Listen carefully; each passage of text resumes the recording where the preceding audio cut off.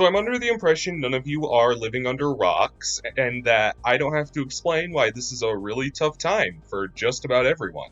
Which is why it's arguably more important than ever to take a moment and appreciate the little things. Among the contemporary era of Cartoon Network properties, just about any contender has their work cut out for them. From the peerless heart and world building of Steven Universe to the masterful slapstick of Gumball, there's a lot to compete with. But the sleeper champion that has really won my heart continues to be We Bare Bears, a distinctly warm and cozy show about three bears exploring modern culture in San Francisco. In an era where trends and technologies are advancing faster than most can keep up with, it's easy to feel like a lumbering primitive trying to master a new concept, and We Bare Bears captures that feeling in a way that is so insanely endearing that time melts away as I watch episode after episode. I don't think any cartoon currently airing really envelops me like a warm blanket, or perhaps a bearskin rug, quite like We Bare Bears. I'm the kind of person who schedules his whole life around simple pleasures. I plot fun meals and excursions to the tune of an anticipated feature, video, or podcast, and nothing shakes up my calendar quite like a new episode of the Let's Fight a Boss video game podcast. Super Eyepatch Wolf's video essays are some of my biggest inspirations for making videos on my own part, and getting a peek at his ideals alongside his eclectic and brilliant co-hosts, Brian and Neve, who never fail to make me laugh with their great skills of storytelling and riffing, as well as think about the media I consume. I don't know what else to say about a forum that has turned terms like Joho, Big Hat Little Boots, and Crab with Scissors into inside jokes with myself. If Cuphead is the Dark Souls of indie games, then Bloodroots is the Cuphead of Dark Souls, or Bloodroots is the Cuphead of indie game. No, Dark Souls is the Bloodroots of Last of Us. I really like Bloodroots. It's a challenging survival game where every slight gesture makes a world of difference.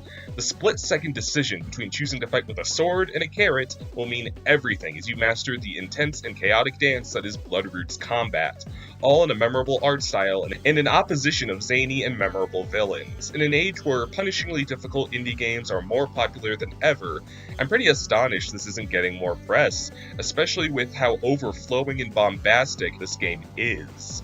If you want to see how laser cannons and jetpacks interact in the weird west of the Frontier era, definitely pick this one up. If you've been watching my videos for some time, you may notice the thin layer of theater geek that encases my bountiful reserves of anime and video game fixation. I like to be up to date on what's trending on the Broadway scene, and the hot new dish is a new personal favorite of mine. Six, a musical in the form of a Spice Girls-esque pop concert run by the six deceased wives of King Henry VIII, a premise that would only come to life under the roof of musical theater. The songs are catchy, the performers are infectious as can be, and there's even a lot to learn one of England's most infamous monarchs and the women that ruled alongside him.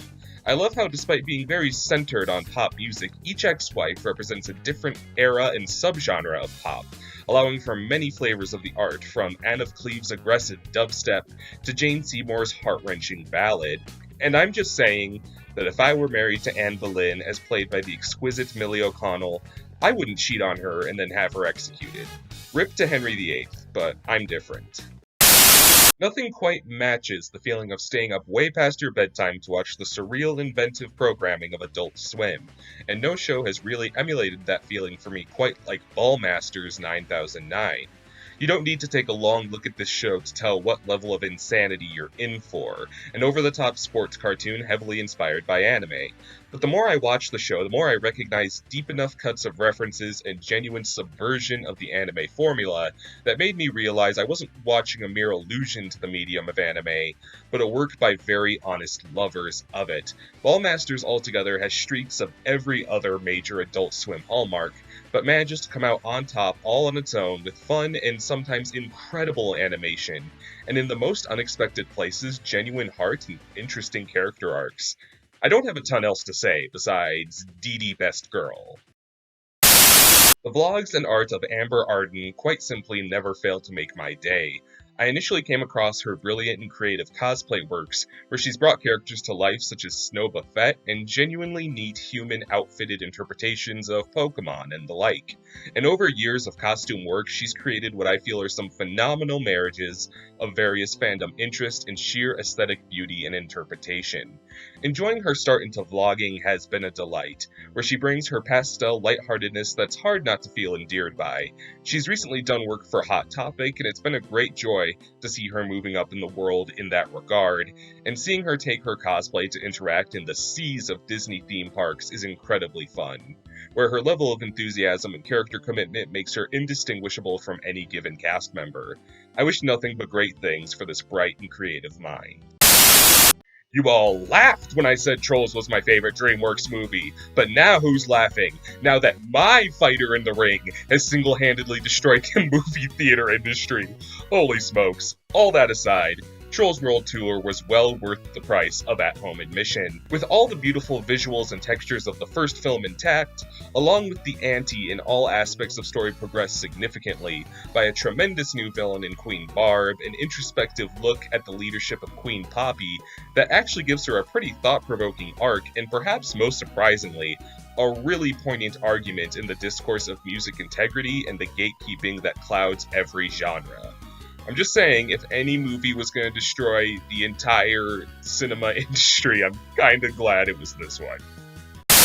Being a huge fan of Always Sunny in Philadelphia, I was in a huge hurry to check out the creative team's next venture, Mythic Quest: Raven's Banquet. A workplace comedy that's truly illuminating to the video game industry, I don't think this necessarily is, but it uses that format as a canvas for some fun hijinks and I dare say fascinating intrigue involving the characters' personal lives. It would have been easy to rehash Always Sunny's formula and characters, but this grasps the same level of wit while feeling entirely fresh of its roots. I thought Rob McElhenney's character would simply be Mac Light, but Ian Grimm is one of my favorite sitcom characters I've been introduced to in a long time. An egomaniac who fancies himself an auteur, but must grapple with the reality of his personal failings and the fragility of his own industry. You may recall my video on media about video games, and I really wish this had rolled into my repertoire before I made that, because it hits on so many of my favorite hallmarks on how video games can not only bring people together, but tear them apart. In these scary times, my family was kind enough to let me stay at their place for a few weeks, reassociating me with an old friend in the form of cable TV. I gotta say, I'm almost resigned to welcome commercials when I can't skip them, but the most important reunion I gained from this was that of Toonami, the anime block I was raised on, still going strong late at night on Cartoon Network. The highlights of this little detour came first in the form of Demon Slayer, a show I watched and enjoyed when it was first airing overseas, but it was doing so alongside JoJo Part 5, which was a little unfair to expect me to pull my full attention and reverence from. With a whole new chance to leave an impression on me, Demon Slayer really is some of the best modern shonen out there, with insanely tense battles and some of my favorite character designs in ages. I'm starving for more this fall, but the real surprise was the spontaneously unearthed 2004 classic, Satoshi Kon's Paranoia Agent, an enthralling and chilling series that any fan of psychological horror must watch. Toonami Tom, you can pilot me into any number of hyperfixations. I know it looks a little silly to be genuinely excited for Death Battle in 2020, but if you stop getting wound up about your favorite character dying for a second to enjoy the work that goes into the animation, research, and character spectacle, there's a lot to love. I mean, where else can you see a crossover of Pokemon and Mortal Kombat? What I really adore about Death Battle is how they represent their contenders in a context that makes me genuinely excited about characters I may have not given the time of day to otherwise. And who doesn't love a good old-fashioned crossover battle? As the playground rumbles, you've always debated spring to life and superpowers clash in oppositions that only fan work of this level of dedication can lift to fruition. This season in particular has been outstanding, though the likes of Miles Morales vs. Static, Sindel vs. Black Canary, Cable vs. Booster Gold, and Obi-Wan Kenobi vs. Kakashi have been serious highlights. I was resistant to Rise of the Teenage Mutant Ninja Turtles at first glance, and I do think there are some lore changes that a longtime fan may bristle in the face of, but I genuinely think this is the best thing Nickelodeon has produced in a long time. Even if some of the changes to core characters took me some time to feel suited to, they're helped along by some incredible voice performances and animation that I can best describe as the colorful embodiment of a chef's kiss. A character who started off on his way to being my least favorite portrayal of Splinter at the start of the show is quickly on his way to becoming a new staple of mine. The liberties taken to his backstory appealing to me in all the right ways. In a similar sense, as attached as I am to the classic Manhattan Rogues Gallery, Baron Draxum is an incredible new villain, and the idea of spreading mutagen ooze all over New York to create brand new and awesome villains like Meat Sweats and Repo Mantis is a concept I'm surprised hasn't been tapped into in a context this wide before. This show is a total treat, and I'll take new episodes till I float.